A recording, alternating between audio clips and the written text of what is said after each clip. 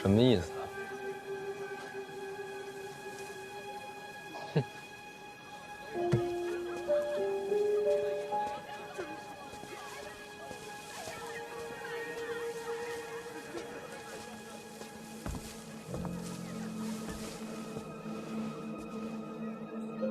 好久不见。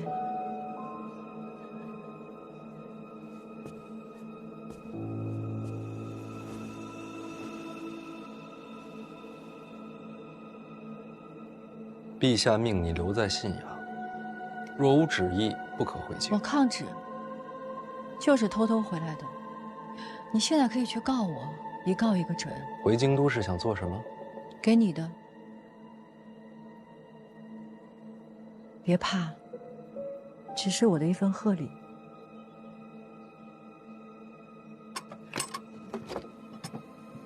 与婉儿成亲之后，你就该接手内库了。这是内库的账本，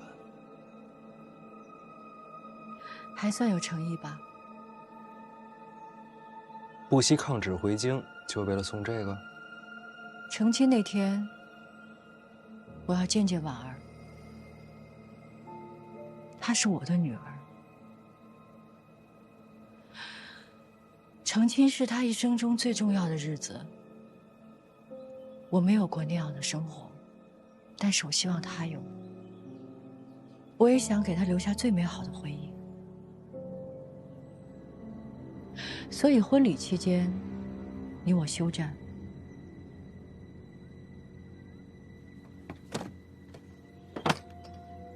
那婚礼之后呢？那还用问？你死我活。就没有想过我不答应？刚刚说了，可以去告我。我只做我想做的事情。你怎么选，我都接着。在京都住几天？看我高兴。住哪儿？反正不是范府。藏得好点儿。该叫我一声娘了吧？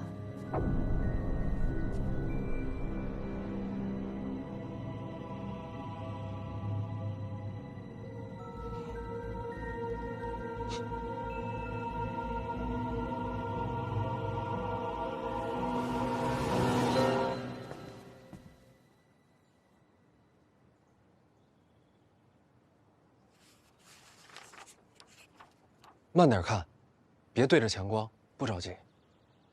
没事，看完了。怎么样？内库的经历是一个无法复制的传奇，毕竟是曾经的天下第一商铺。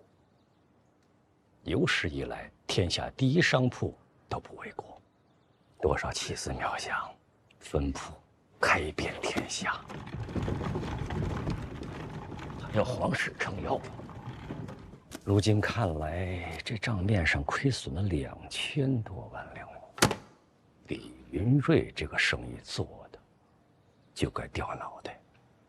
皇室的脑袋没那么好掉。你听到这个欠款就不惊讶吗？早该想到的，就算没欠，交到我手里也该欠了。这件事情对于你来说，不光是账本，也是一个坑。就算是坑，也等到成完亲再跳吧。你说的对，婚事天下最大，你娘也盼着这一天呢。这些账册是不是先藏着些？怎么藏呢？人家撒着花送来的，不如大方点儿。大方点儿。现在通知8处的人过来抄录，正好，你也用一下你娘留下来的宝贝。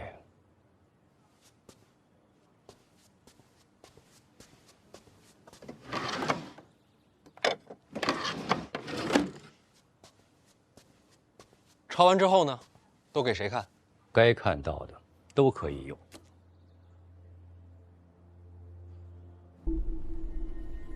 内库底蕴犹在，范闲又是个人才，我猜不出4、5年，亏空即可追平。这账本大张旗鼓的送来，该知道的都知道。天下商贾逐利而行，既然知道欠债，谁还敢跟范闲做买？这亏空只会越滚越大。半年之内若无转机，他就得把内裤吐出来。哎，半年时间，2000万两，即便是神仙也做不到吧？除非有人愿意帮他。范闲入京以来，有没有明确的表示过要投效东宫麾下？还没有。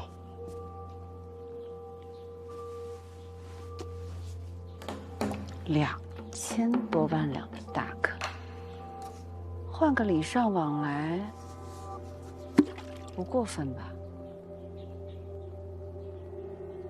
你是在救他。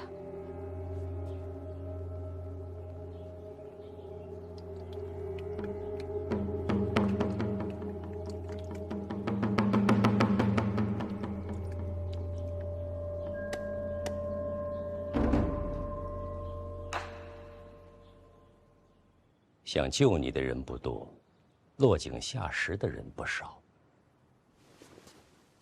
毕竟数目比较大。是2只眼睛都看不清了吗？哦，就这只。啊，应该是老花。毕竟2000多万，你就一点都不上心啊？先不管他，成亲了再说。别着急，欠款的事情，陛下知道，我也知道。我不着急。其实我这次来啊，也不全是为了这事儿。连环杀人的事儿，王启年和我说了，凶手看清了吗？我猜想着你当天就会来找我。这事儿要能摊开说，您就不会转个弯儿让王启年跑一趟了。你小子可以做官，是吴主书干的吗？不知道。从江南一直杀到京都，见过他的人都赔了心。那这些天呢？这些天京都平安，凶手好像是销声匿迹了。那就不是他。吴珠忘记了很多事情，如果再来一次呢？如果他连你也忘记了呢？甚至对你出手，该怎么办？您这老花，我给您想想办法，一定给你解决。如果真是他的话，怎么办？我成亲，您来不来？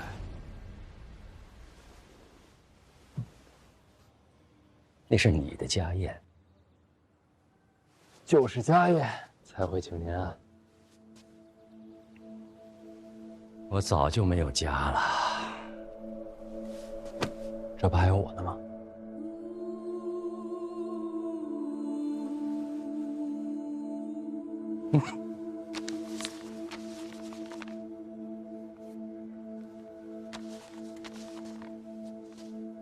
成婚之后再看吧。这是随礼，人不去礼不随，不合适。里边装了什么呀？神神秘秘的。祝你永结同心，100年好合。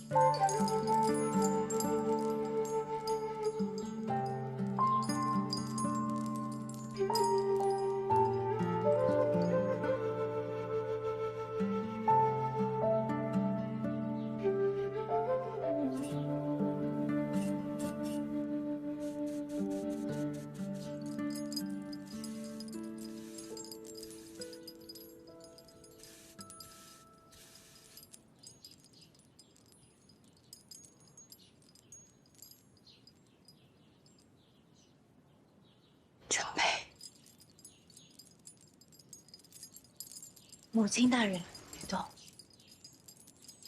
今天就让我替你梳妆。你何时回的京？偷偷回的，陛下没旨意？没有旨意。那这是抗旨啊！上旨什么时候看过娘？抗旨可是重罪。我不在乎。你出嫁，我要是不回来，那才是重罪。母亲大人，我这辈子有一点是认准的。什么？这天上地下，我李云瑞最美。虽然有人眼下看不到我，但也不是我的错。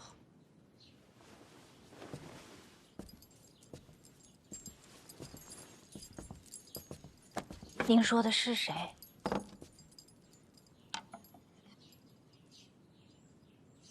那不重要，我那样说，就是想告诉你，我一定要来京都，因为我要亲自替你梳妆。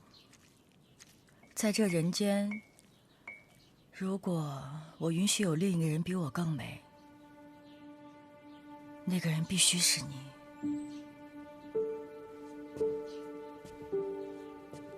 必须是今天。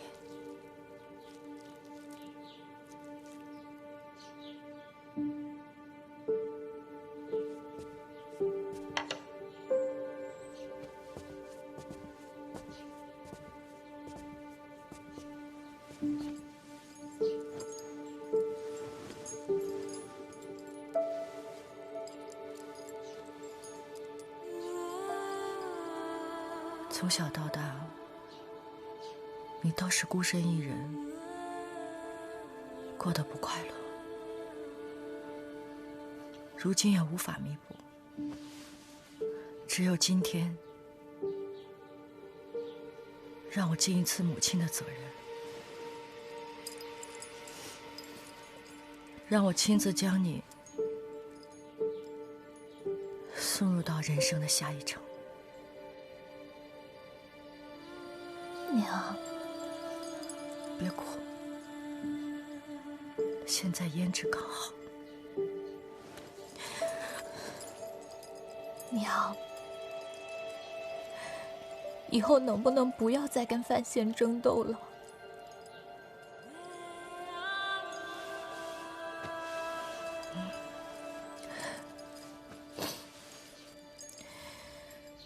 看看你，多美！做娘的输给你了。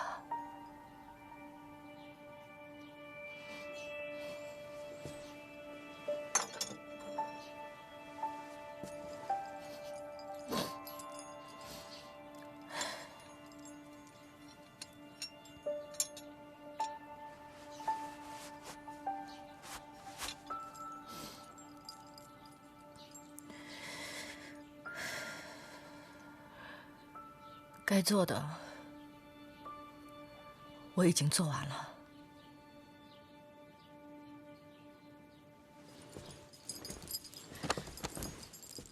您要去哪儿？偷偷的来，自然要偷偷的走。婉儿，我没有过过你这样的日子，我羡慕你。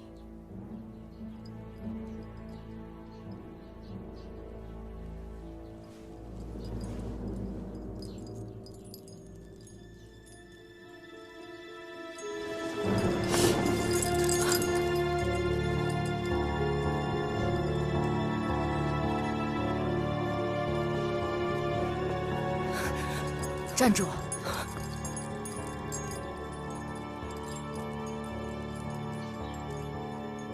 从今往后，把我这个娘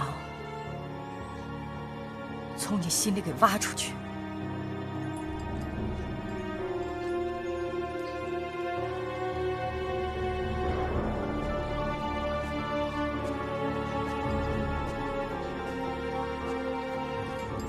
您能来，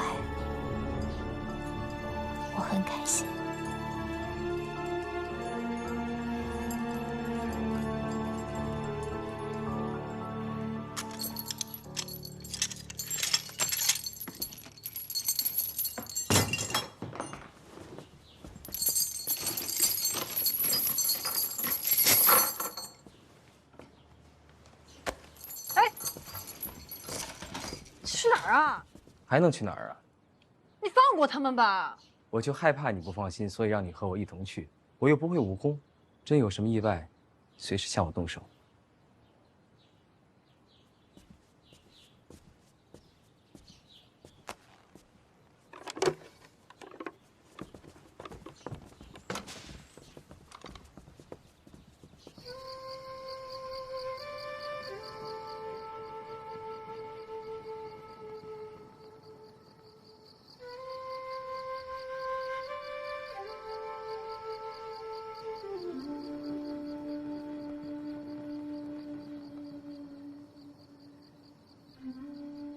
这马怎么还停这儿啊？往那边走，马车停那边。哎，两位，哎，受累啊，把马往前走走。来，哎，马车都停那边去啊，停那边去了。哎，这边几位，哎，咱把马牵那边去，好不好？哎，辛苦啊，辛苦。哎。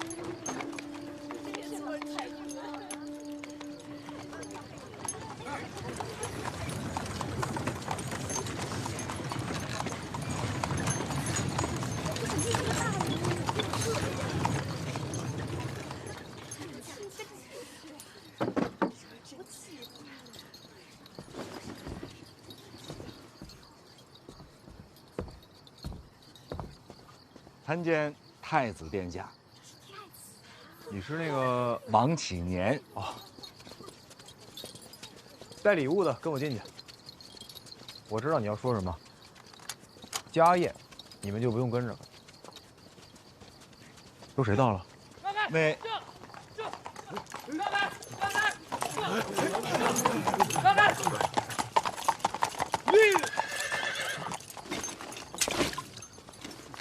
北齐急信，边军800里加急。北齐犯边？不是，无关战事，是北齐那边写给范大人的书信。一封私信，边军800里加急是合适吗？写信的是北齐皇帝。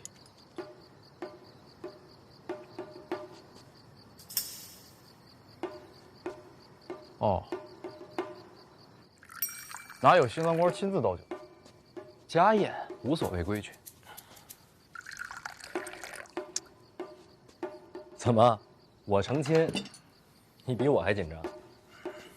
哎，范兄，来，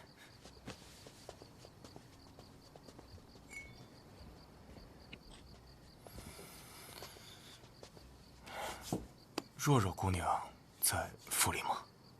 怎么着，还没喝酒呢就想跟我耍酒疯？宫里消息，你大婚之后就是我和若若的婚事。若若不想嫁。范闲，这是圣旨，我和若若愿不愿意不重要。可是她不想嫁，那怎么办？难道要抗旨吗？其实，我对若若一直观感很好。既然如此，那不如接触接触。我的为人你也该放心。那圆梦怎么说？哎，圆梦，那都是过去的荒唐事。抱月楼的事情，我真没有参与。我相信你，我也原谅你了。但若若不会嫁给你。哎，赐婚的事情，谁还能拦住陛下的旨意啊？恭喜恭喜啊！太子殿下，见过太子。大哥，那什么，这东西都放到里边那院子去。哎，看见新奇的物件不要乱碰，听见没有？我来啊，也没什么别的事儿，就是跟兄弟们来蹭个酒。那个，修好了吗？啊，修好了。北齐小皇帝给你写了封信，你快看看。哎。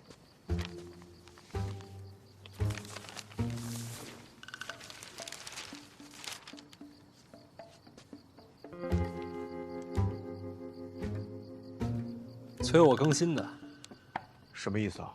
红楼，北齐小皇帝喜欢看。就这？还有点别的消息，殿下自己看吧。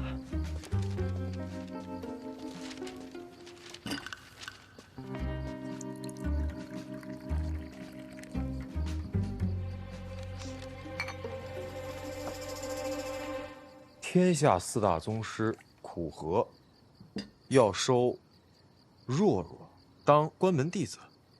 海棠朵朵不就是关门弟子？这上面说了，门没关严，再关一村，这也算理由。 4大宗师武艺超群，想法难免异于常人。送到宫中，交由陛下典妥。这就安排。行了，入座吧。哎，范兄，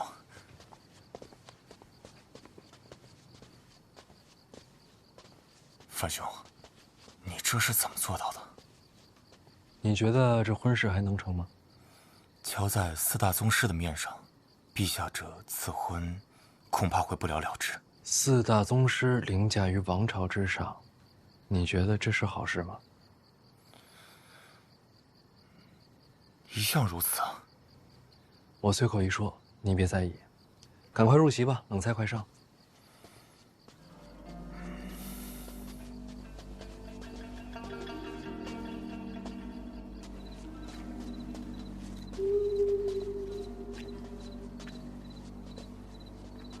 这厅上怎么没人了？对呀，怎么没人呀？你不用一直牵吧。谢边不在，万一有刺客全指望你了，牵着，我心里安心点儿。我护着你没问题，但你可答应过我，不破坏婉儿大婚。你要是实在不信，不如这会儿杀我。你看，我一个人又不会武功，动手不难，一了百了。你要是在婚宴上胡说八道，我肯定动手。那就说好了，说好什么？要不然保护我，要不然杀我。我这条命啊，就先放你这儿了。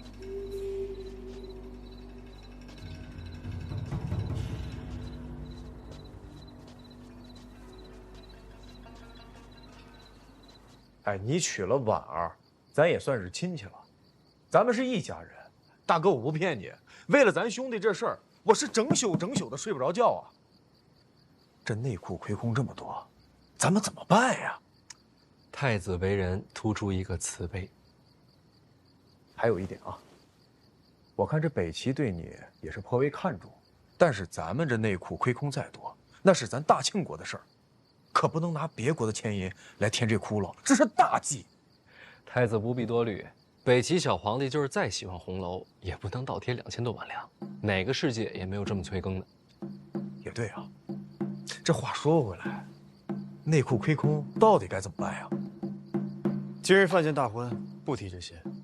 不提了，不提了啊！再提最后一句啊，幸亏那人被禁足了，要是他来了呀，还不够添乱的。大人，二殿下，登门贺喜。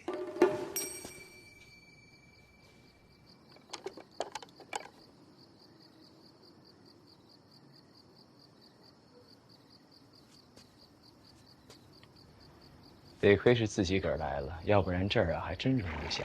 人家不像你，知道怕死。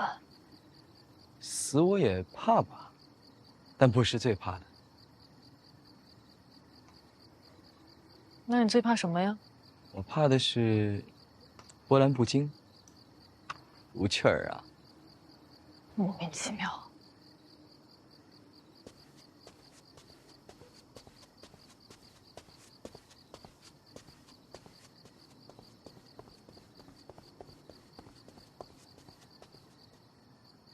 小范大人说了啊，请殿下入府，大喜的日子来的都是客。那太好了，我还担心他不让我进去呢。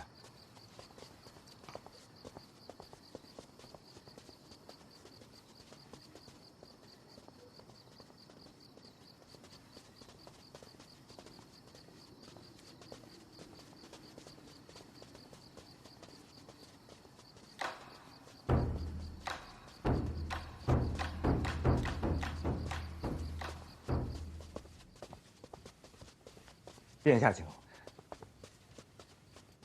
哟，都在呢。见过太子殿下。哎，二哥不必多礼。哦，没行礼啊。这个，范闲大婚，二哥亲自赶来，可见是重情重义之人啊。只是抗旨这事儿，若是陛下怪罪下来，哎，兄弟几个，咱们一起帮二哥担着啊。你是说禁足的事儿啊？啊，请过旨了。婉儿大婚，向陛下请了旨，过来凑凑热闹。那是好事儿啊，我还白替二哥担心了。罪过罪过，自罚一杯。哎，我随一个。真是难得呀，世上有这样的兄弟。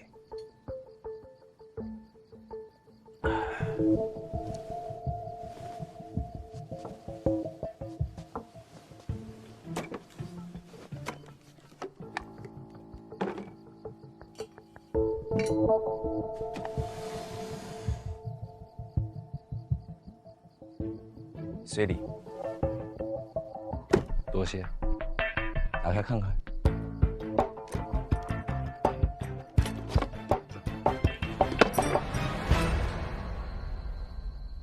我本来准备了这珠宝首饰，可想想这些玩意儿你家不缺，不如直接点，50万两。多了。杯水车薪，这内裤亏空2000多万，我都替你发愁。不愧是亲兄弟呀！什么？太子刚刚也替我发愁。嘿嘿，太子仁德我是远远赶不上。咱们还是想想俗人那一套吧。你接手内裤也算是百废待兴，买卖还是要做起来的。有这亏空在，买卖可不好做呀。无事，我认识许多商铺世家，看在我的面子上，他们得帮忙。哦，对，二哥心是好的，但是，嗨，这商人啊，他是无利不起早。你今天拿了他的，明天怎么办呢？个个都来插手内裤财权，这还了得呀？不过我就说啊，二哥呀，不像那些商人一样啊，商贾逐利的，他心肯定是好的。太子真是好眼光，可咱们总不能让这内裤毁在咱们小范大人身上吧？对呀，自家兄弟怎能坐视不管呢？亲兄弟还能自相残杀呢？怎么着，太子，这钱准备你出了？这2000万两要是我能拿出来，那这事儿可大了。那不等于白说吗？明天后天，如果范兄有时间的话，可以来我府上坐一坐，办法总是有的嘛。太好了，从此以后啊，这监察院跟内库都归于太子麾下。哎，二哥这玩笑可不能乱开啊！我可不敢像二哥一样私下结党。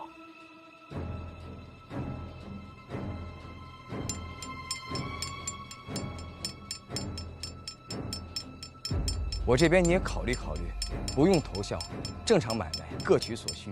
对，各取所需，后患无穷嘛。总好过卖身求荣啊。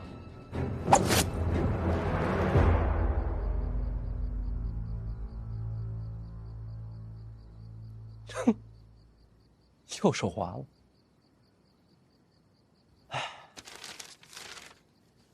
留一张够了，50万两了，都够督察院参我7、8回了。大好的日子不想触眉头。哎，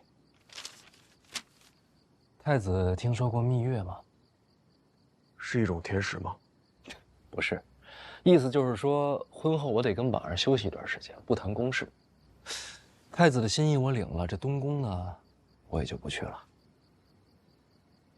嗨，哎，这没有人帮，这2000多万的亏空如何收场？良辰美景，不想谈这些。诸位，我今天也是第一次拜天地，时辰就要到了，不如一起观礼，凑个热闹。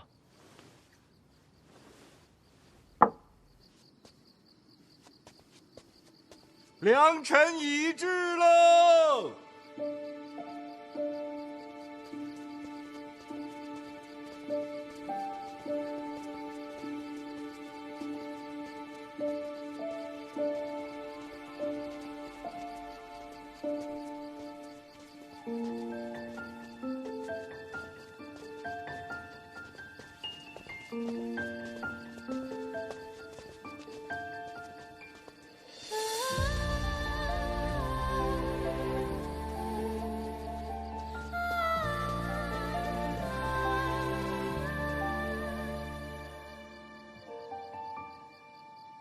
不应该喜婆牵着吗？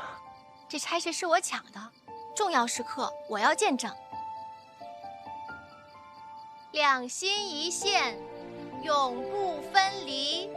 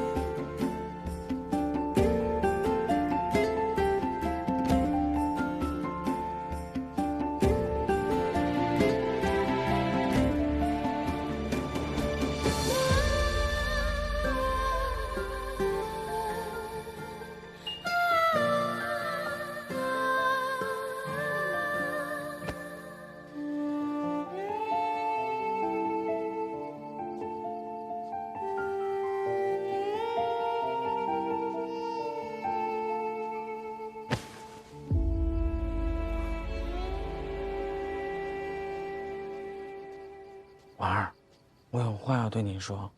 哎，少爷，有什么话啊？咱们拜完堂之后再说啊。不行，我一定要现在说。婉儿，爹有一句话，一定让我在你大婚的时候告诉你。什么话？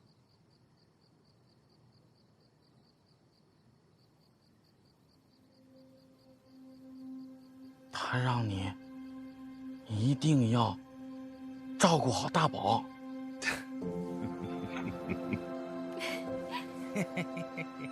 好，我答应你。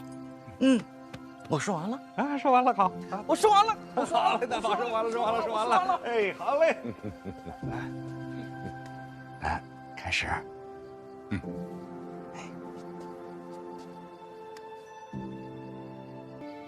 上世宗庙，下记后事，依从古礼，成就契约。自今日始，夫妇一体同心，生死不移。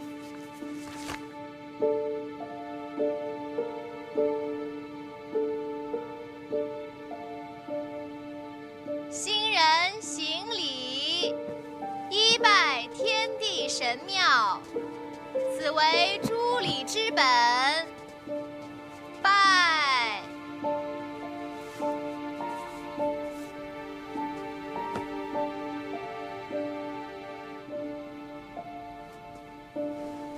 二拜父母高堂，以明宗族之礼。等等，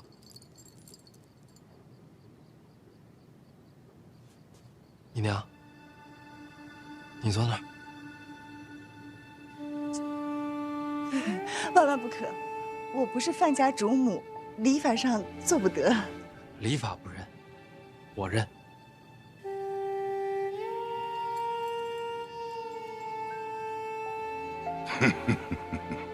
来吧，坐。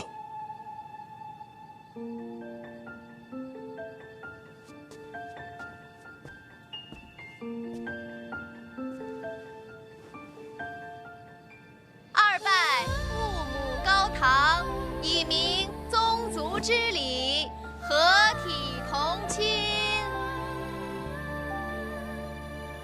起，夫妻交拜。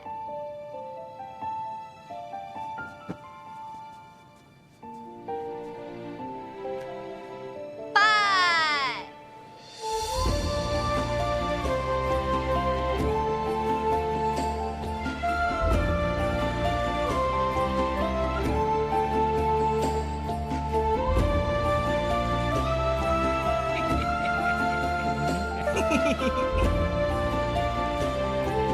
起，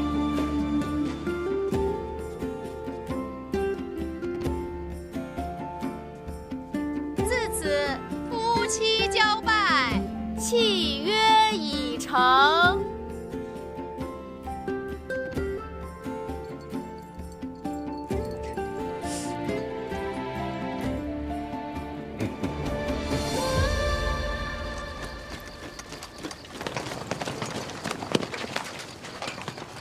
瞧瞧，还真不少啊！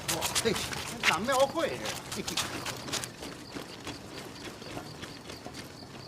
奉天承运皇帝诏曰：范林联姻，加持天成，手书一副，以为祝殿，钦此。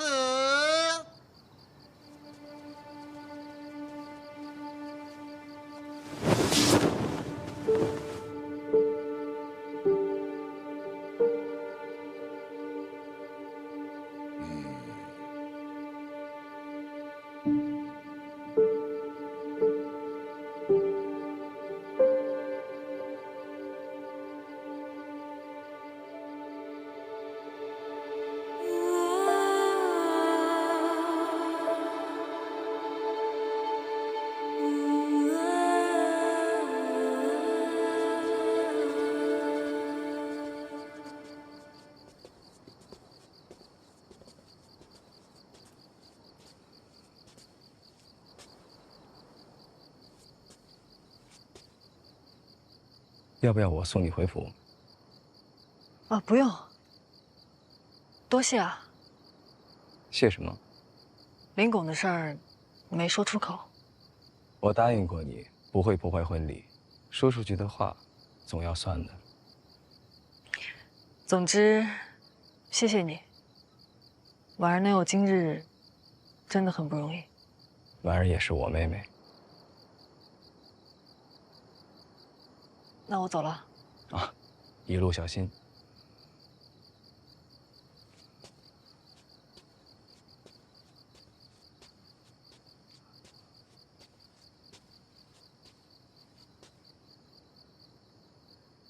是有什么忘了吗？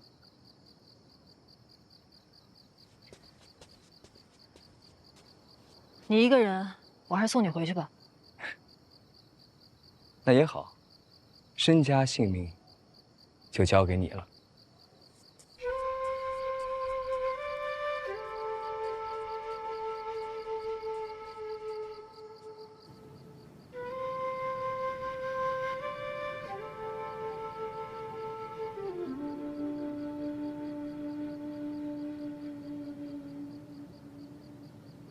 婉儿，哎，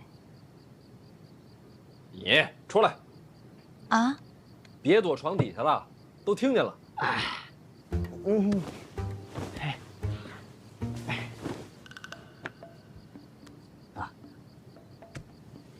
思哲，哎，嫂子，哎，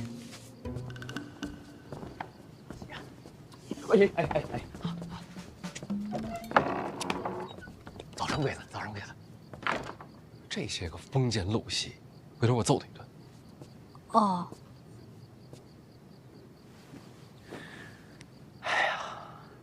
这一天呐，我就想着一件事儿。什么事儿？我想见见你，我今天还没见过你呢。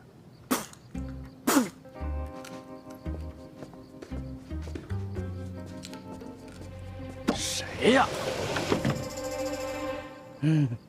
大宝啊，大宝啊，你回去吧。小贤贤，我跟那个小东西不一样，我看完你跟婉儿亲亲以后，我就回去了。大宝听话，赶紧回屋。当心你的红果被别人偷走了。对呀，那是爹给我的红果呀！小东西，小东西，小东西！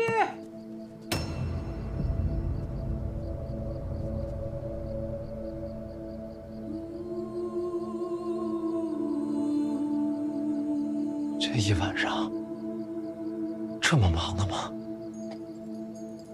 什么？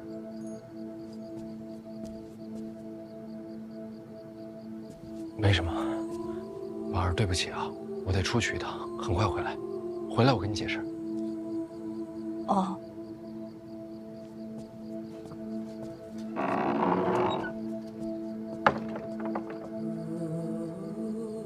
说，这么长时间了，你去哪儿了？和苦荷打了一架。我知道，为了我。除了打架，我还问了一些当年的事。我忘了很多事，我想记起来。苦荷怎么说？小姐的事，她不愿提。我娘来自神庙。神庙？啊，苦荷他们当年一路北上，亲眼见到我娘自神庙而出。说，你说会不会你也是出自神庙？神庙？我想不起来。没关系，我陪你北上，咱们一起找。等找到神庙，没准你就能想起来。去不了。为什么？你成亲了。那也不冲突啊。成亲了，可以和婉儿一起去。说，刚才拜长辈的时候，我就在想，要是你在，我跟婉儿得一起拜。你为何不问问我？和苦荷一战之后，我去了哪里？你去了哪儿？我去了南边。街都静了。静了。他们不回院里，只为了吃饭。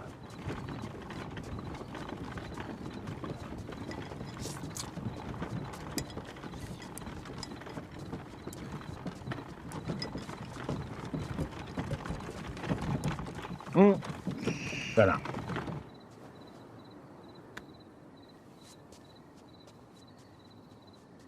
一个3处主办，一个6处主办，都是监察院的顶梁柱。半夜在大街上打架，这样传出去，丢不丢人？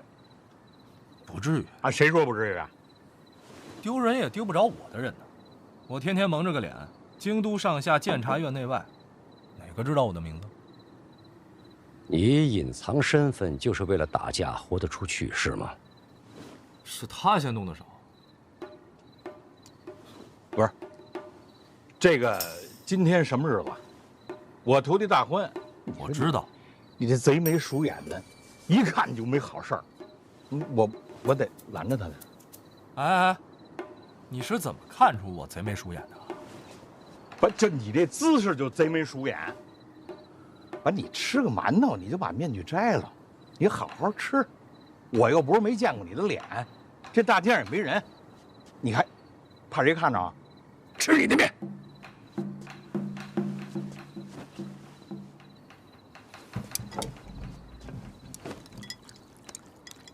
你去范监府了？啊，被他拦了。做什么？今日范闲大婚，武竹武先生必定登门。我平生之愿，就是亲自向他请教武学精艺，教授切磋。那是找死呢！武者寻道，虽死无憾。北界，你是什么时候回的京都？我这一路狂赶，我这不是刚回来，连饭都没吃呢。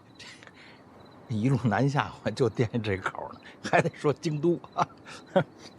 按规矩，你应该先回院里面见我。是呀，这不是说了吗？我徒弟今天大婚，我怎么着也得，是吧？啊，当然我不会打扰他，我不打扰他，我也不允许别人打扰他。所以你就一直守在范闲府。对啊，没白守啊，把他给拦下了。北界啊，你一路追杀凶手，自南而来。跟我说句实话，凶手是不是武竹？我确实没看着这个凶手的脸，当然我也不相信大人会是滥杀之人啊。那就是，你说这案子做的啊，他要不是武大人，谁还能有这般身手呢？刚好这案子发生的时候，武大人在江南。武竹为何在江南？这我还真不知道。当年我和小姐一起去过江南，我想把我们曾经走过的路再走一遍，试着找回遗失的过去。有结果吗？没有。江南死了很多人。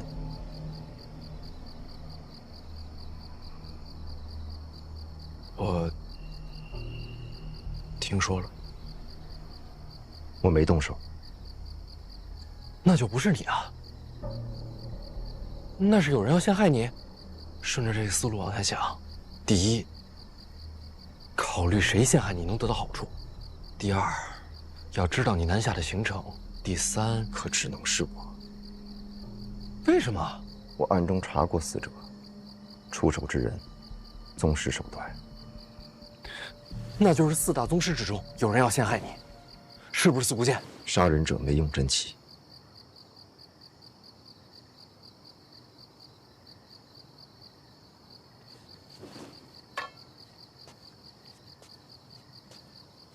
宗师手段，没有真气。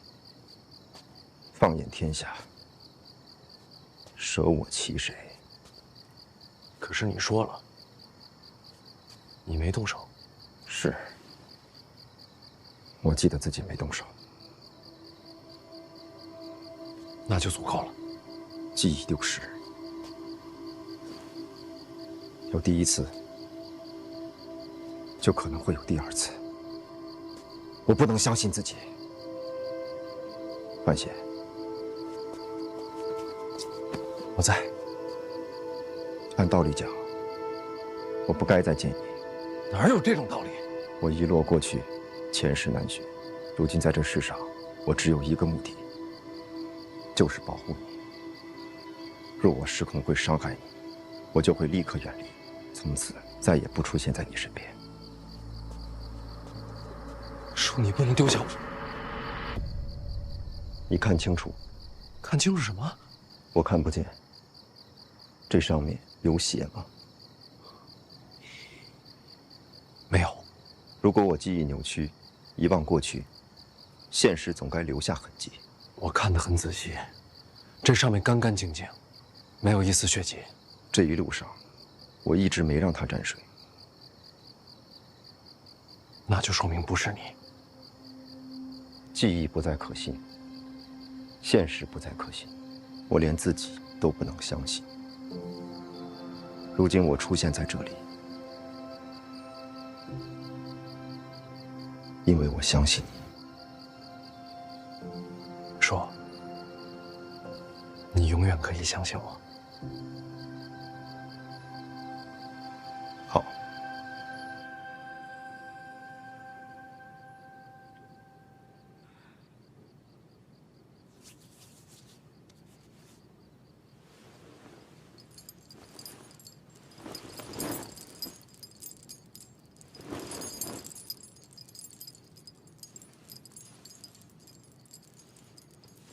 我该走了。去哪儿？你别又跟我玩失踪了。我暂时不离开京都。那咱们说好了。你成亲了，从今以后有自己的家人。你还需要我吗？我永远需要你啊。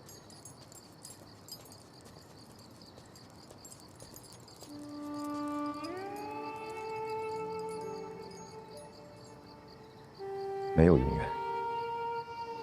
是，没有永远。但我这一生，你不能缺席。大婚之后，你带上小姐留给你的箱子，去苍山住一段。苍山？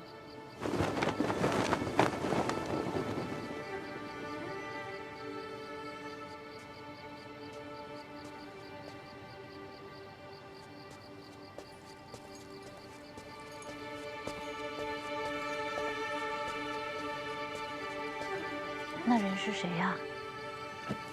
武竹叔，我的长辈。怎么也不进来坐坐？他性格就这么怪。你怎么自己摘了？刚才吓一跳，担心你出事儿。对不起啊，大婚的日子弄得乱糟糟的。咱们再来一次。这样也很好。今晚给你的，必须最完美。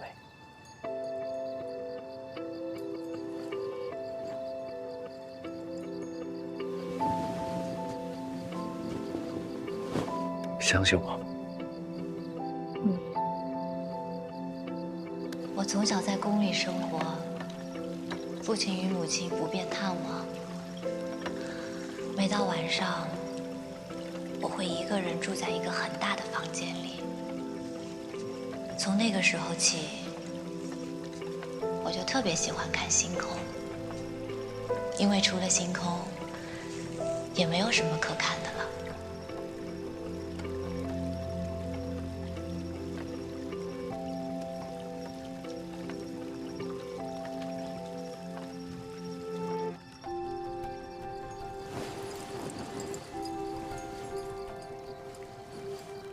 刚才对拜的时候，总觉得差点不完美。为什么？堂上只有我爹和柳姨娘，少了你独有的见证。我爹娘没法来，没事的。可星空一直在啊。你说的话，我都记着。你送我的这片星空，它一直都在。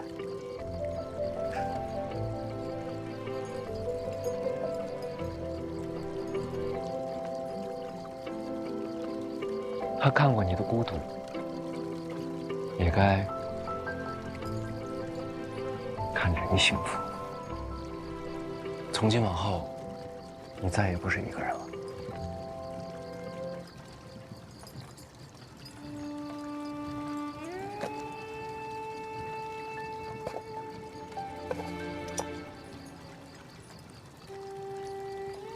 戒指，这是做什么？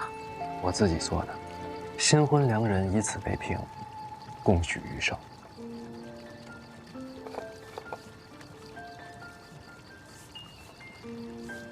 这是哪里的说法？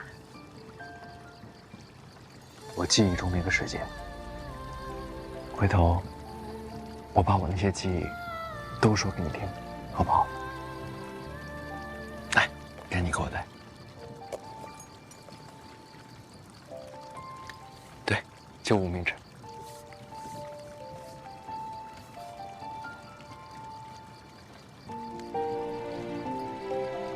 这契约就定了。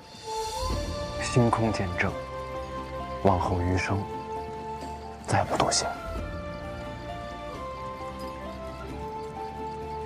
我喜欢这约定。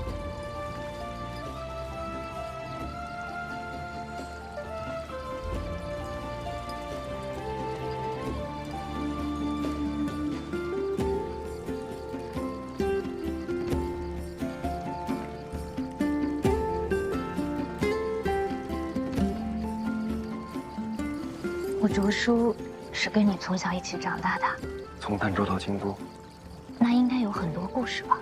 我竹叔的故事，我慢慢跟你讲。今天不是说故事的时候。那应该做什么？好问题。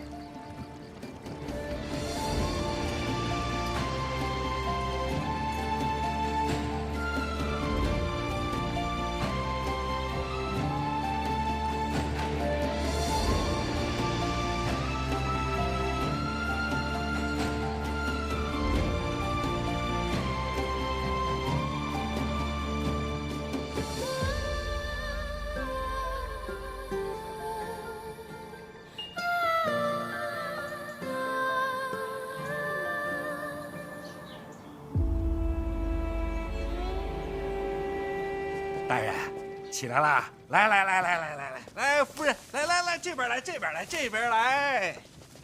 这是干什么呀？坐，大人坐。来，夫人，快坐。怎么了？坐啊！来吧，大家伙儿，来。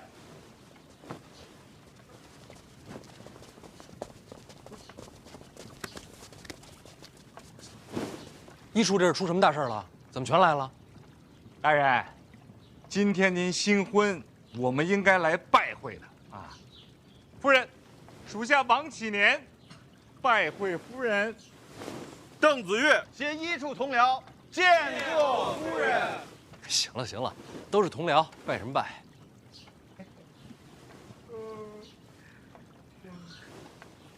哎，这怎么一个个困成这样啊？昨天晚上干嘛去了？嘿嘿，大人有所不知，昨天晚上啊，咱这门口太乱了，我呢就把一处的兄弟们都招呼过来，维持一下秩序。大家呢守了一夜。胡闹！监察院又不是私产。老王，罚你半个月俸禄，给兄弟们打赏。不能啊，大人，舍不得。谢大人，谢王大，谢什么谢？大人，那个兄弟们来维持秩序，他们都是心甘情愿的，不想要什么彩头。想要王大人的彩头，赏钱是应该给的啊，不过不应该由王先生出，应该由我们出。哎呦，这，谢夫人，大家辛苦了，都是应该的。啊，那不要了，还不行吗？我家相公常跟我说，若只他一己之力，便算是有3头6臂，在京都也不能立足。他有今日，全仰仗诸位。在这里，我替我家相公多谢大家。给夫人回礼了。王先生，使不得，夫人。您叫名字就行，您叫王启年啊。您要高兴的话，您可以叫小年年啊。王先生，我家相公总是提起你，他说，王启年知进退，识变通，在京都有您相助，让他受惠颇多。大人这是谦虚了啊。真正让他感慨的，却不是这个。他说，他脾气怪，性子拗，在京都没有几个朋友，但王启年便是其中一个。你2人不是家主门客，也不是上司属下，而是挚友，亦是知音。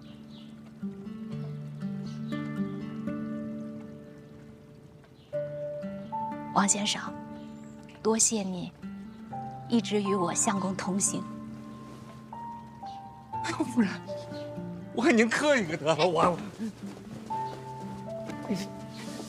怎么样？我媳妇儿会说话吧？比我家夫人还高出一筹。哎，大人真是好福气啊！大人好福气。医术还那么多差事呢，回去忙吧。但是大人，别拘着了，那个内库的事儿我们都听说了，赶紧吩咐我们吧。我吩咐什么呀？抄家呀！京都那些个贪官，对不对？手脚都不干净。您说抄谁我们就抄谁，我们得准备一下，真的。胡闹！医处办自己该办的事儿，我自个儿的事儿，我自己顶着。哦。不许自作主张。但我真的，我管管他忙。什么玩意儿？走，回去办账。告退。不闹。撤！大人，我可就不自作主张了。撤！不许胡来啊！哎呀，不胡来。哎，老王，你看看这个，陈院长给的随礼。庆余堂。这是当年叶青梅开创的商号啊！哎，当年那是揽尽天下之财啊！我也听说过，他的产业成了皇室内库的根基。产业是归了皇家了，可当年那些跟叶青梅一起开创这商号的那些掌柜的，都在京都呢。这庆余堂现在就是他们在办。这庆余堂是个商铺？他们自己啊，不开商铺。他们收那些商铺东家的钱，给这些商铺啊做掌柜的。职业经理人可以啊。什么？没什么。但是，叶青梅死了之后，这些掌柜的和内库还有什么瓜葛呀？陈院长给留的谜题，总得过去看一眼。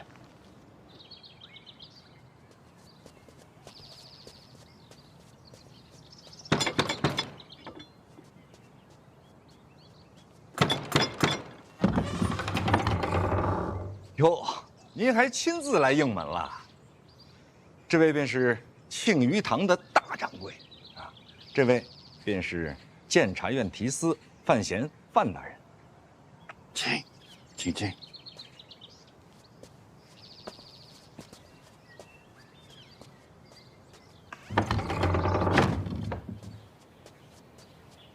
二位这边请。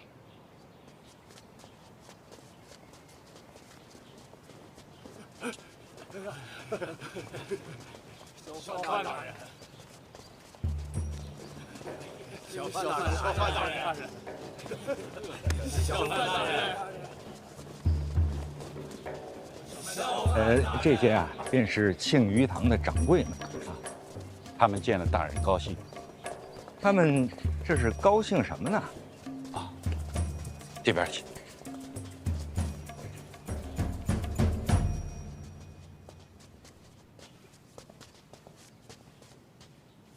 这是要办白事儿啊！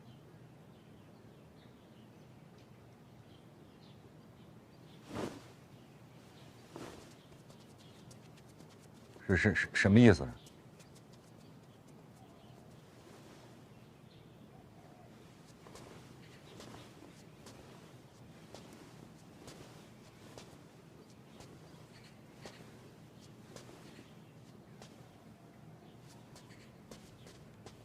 大人，这感觉可是不对啊！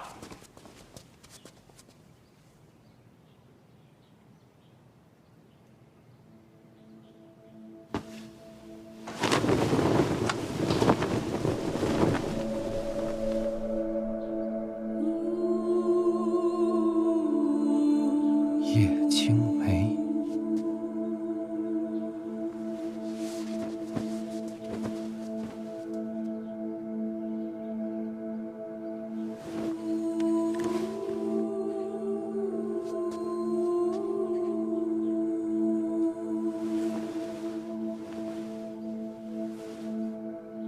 小姐，少东家回来了。小姐，少东家回来了。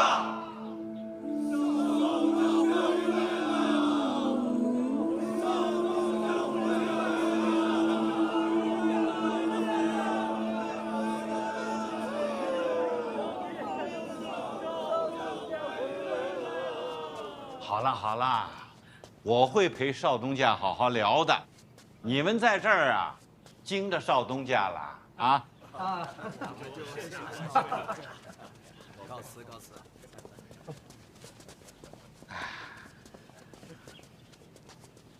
哎，大掌柜，您也请坐吧。啊，对，来。从小姐这儿论起，您是少东家，您在哪有我做的道理呀？叶青梅是我娘。叶青梅是你娘？这位可信吗？不，大掌柜的，咱们可是相识这么多年，咱一直……我只信少东家的。信得过。少东家，其实你刚来京都，我们就知道了，我们还偷偷去街上瞧过您呢。您早就知道我是他的儿子？小姐亲口说的。他怎么亲口说呀？托梦啊？小姐生前曾经告诉我，您的名字也是他起的。我的名字，范闲。是的。这不对啊！我还没出生呢，他怎么知道我姓范啊？大人，您出不出生，您爹他都姓范，那您当然就姓范了。小姐出事之前曾经说起过，她可能不久人世。如果她能活下来，那你姓什么不好说。如果她过世了，那你一定就叫范闲。如果他过世了，我就一定叫范闲。这还是弄不明白呀。他是怎么死的？小姐说完这些话以后，没过多久，商号就给了皇室。后来我就再没见过小姐。具体是怎么过世的，我也不太清楚。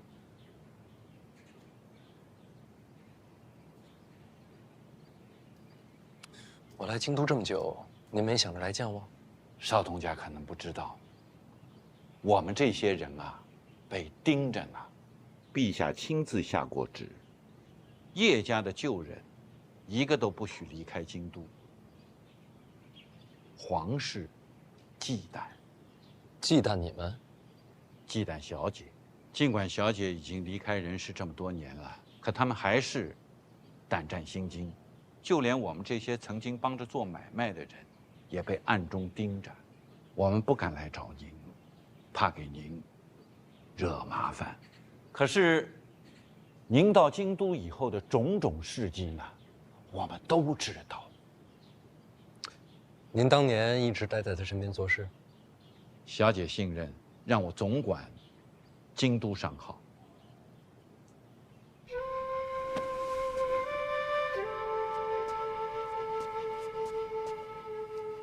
他是个什么样的人啊？人世间再没有如此光彩夺目之人。他是那么的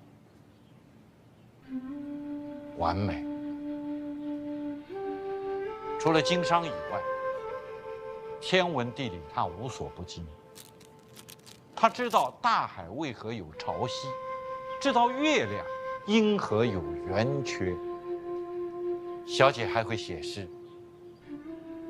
哦，少东家的那首《万里悲秋常作客》，那写的是真好。小姐的诗跟平常有些不太一样。不瞒您说，她专门为我做过一首，说来听听。眼睛瞪得像铜铃，射出闪电般的精明，耳朵竖得像天线，听到一切可疑的声音。少东家是不是有什么不解啊？天线二字，小姐为我解释过。九霄之雷下到凡世间，银白树挂，恰似玄天之线，一指耳目聪慧，洞察一切。他是这么解释的。当时商号出力，我跟小姐行走天下，曾捉了几个毛贼，小姐因此赠诗给我。这是我这一生收到的最好的礼物啊！这诗却有独到之处啊！我算是知道他大概是个什么样的人了。大掌柜，这诗不光有词，还有曲子，回头我教您。好。内库的那些亏空，我们早有准备。你们有这么多钱？我们没有钱，京都的商铺有。哪家商铺有？哪家商铺都没有这么多的银子。若是把京都所有的商铺加在一起，就能填上这个窟窿了。所有商铺？我们这些人在京都各家商铺做掌柜，兢兢业业，从不贪钱。这么些年，总算有些口碑。如今京都但凡有名的商铺，用的都是庆余堂的掌柜。这么说吧，如果那些商铺有什么不可告人的秘密，我们比他们自己还要清楚。你们抓着他们的把柄呢？邵东家，给我们10天时间，一起发力，雷沙成塔，积少成多。我务必让他们凑足这2000万两。作为大婚的贺礼。大人，这可行啊！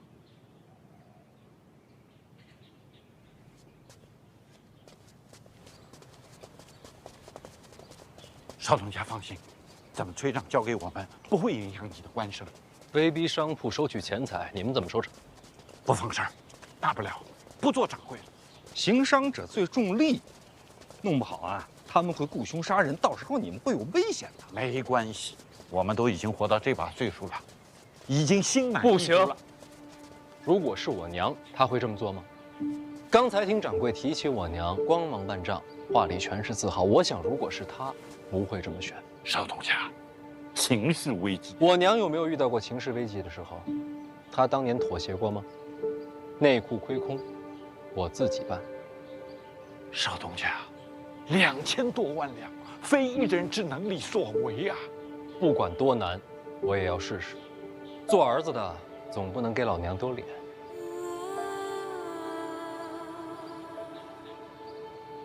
哎，不过确实有事情要麻烦大掌柜，把京都所有商铺东家的名字整理出来，列个名单给我。是。诸位，你们的心意，范闲心领。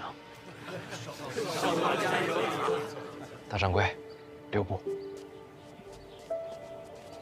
大人，刚才大掌柜说的那个计策，我是觉得可行的。万一商户们动了杀机，我们可让医处的同僚来保护他们。先把人推下深渊，再拉他上来，性质就变了。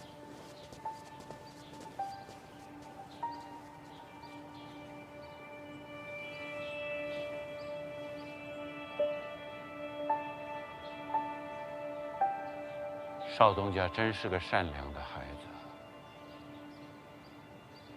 原来我以为小姐走了，那道光灭了。原来光还可以传承。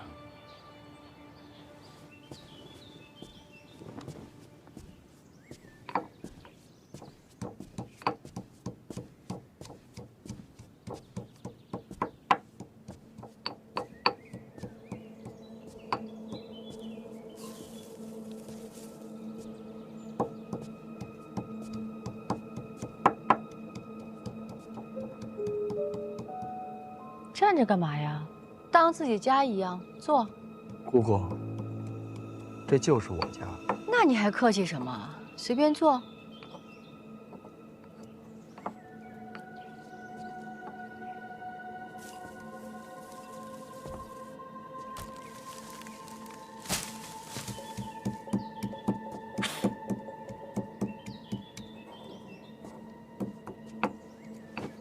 您这是干什么呢？闲着也是闲着，顺便调个胭脂的新色。这些花您一路带来，不是送范闲的吗？人家不要，送你算了。愧不敢当。我是要谢谢你。谢从何来啊？